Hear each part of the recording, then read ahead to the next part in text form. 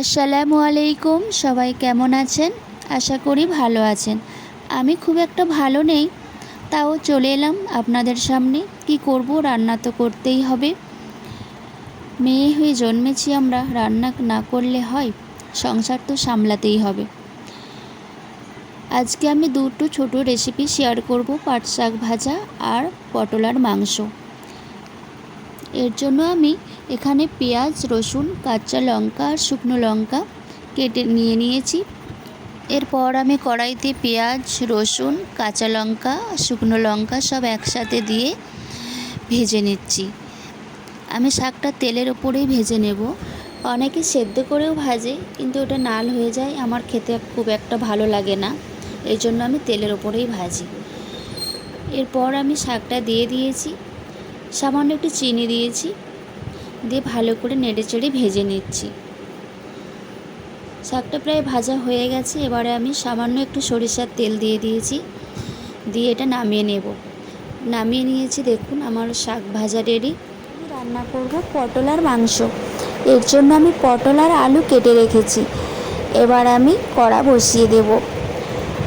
কড়াইতে হলুদ আর লবণ দিয়ে আমি ভালো করে পটলগুলো ভেজে নেব।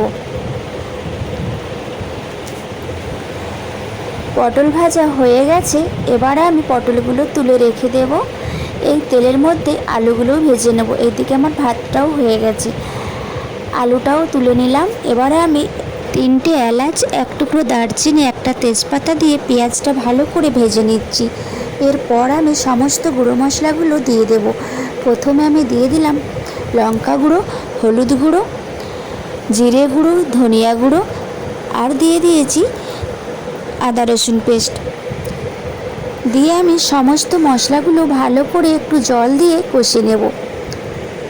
আমার মশলা কষানো হয়ে গেছে। এবার আমি মাংসগুলো দিয়ে দেব। মাংসগুলো দিয়ে আমি আরও 3 থেকে 4 মিনিট ভালো করে কষিয়ে নেব।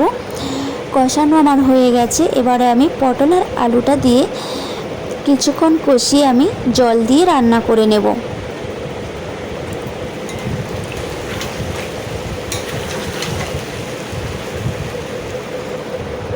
দেখুন আমার মাংস রান্না কমপ্লিট হয়ে গেছে। এটাই ছিল আজকে আমার দুপুরের খাবার। আর ভিডিওটি ভালো লাগলে অবশ্যই একটি লাইক কমেন্ট করে দেবেন।